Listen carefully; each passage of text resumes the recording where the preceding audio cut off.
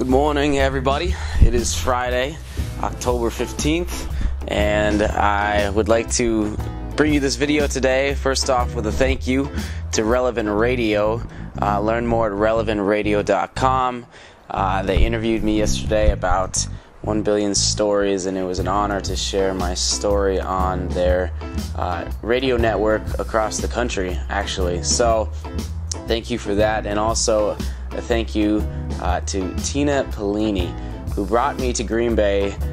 She organized everything while I was here on this second pilgrimage for 1 billion stories, including last night's amazing event with Bishop Ricken, a great bishop here in Green Bay, and also Lil Mike, who is a rapper as in the music kind of rap, and he has integrated the Catholic faith, the authentic Catholic faith, with his rapping music, and it is amazing. And so I encourage you to find him online and on iTunes. So God bless. This is the last day in Wisconsin as I head back to Colorado, but it has been a great trip.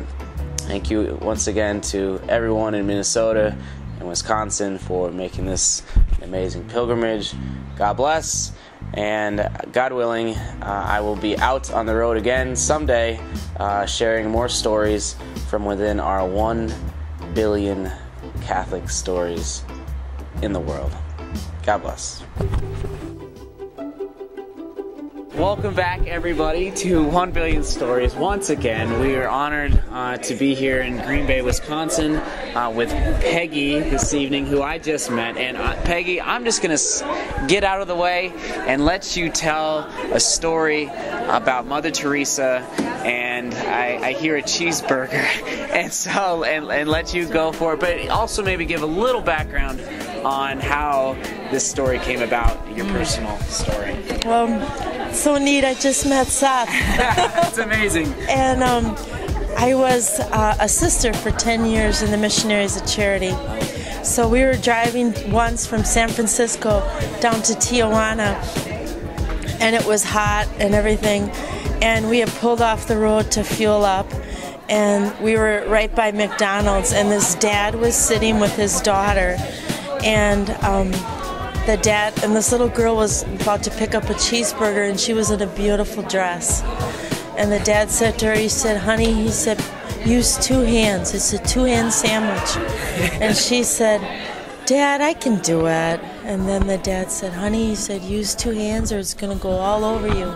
And she was in this beautiful dress, and she picked up the cheeseburger, and she said, "Dad, I can do it." So she took a great big bite, and the whole thing went over her chest. Oh no, on her beautiful dress. Her beautiful dress. And then she looked up at her dad, and she just slouched like this. And then her dad said to her, he didn't say a word to her.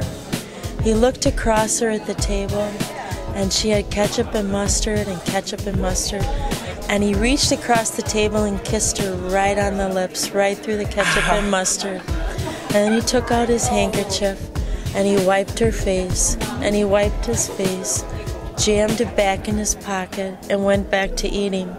And then the little girl said, "I'm sorry, Daddy." And then the dad just winked at her, and then she said, "I love you." And she reached up and just squeezed him. And then Mother turned around and said to the sisters, she said, "And sisters, that is what Jesus does with Mother every day." Mother Teresa said that, watched that happen. Contemplative in action. Wow, wow, what a beautiful story from Mother Teresa. And this happened in California? This happened in California. Oh my, and you were with her, and it was an example. I have a feeling that instance of spilling on her dress maybe was meant to happen, so it could be a lesson for you sisters. That's true. Wow, okay. Isn't that beautiful? That is absolutely. She was very simple and just like a child. Childlike faith will get us to heaven. That's right. And we just celebrated what would have been her 100th birthday. You have some reflections on that? Absolutely. I can say for my 10 years in the Missionaries of Charity and how it affected Come back soon to hear how Peggy was personally affected by Mother Teresa's life. God bless, and remember, a new video goes up every day on 1billionstories.com.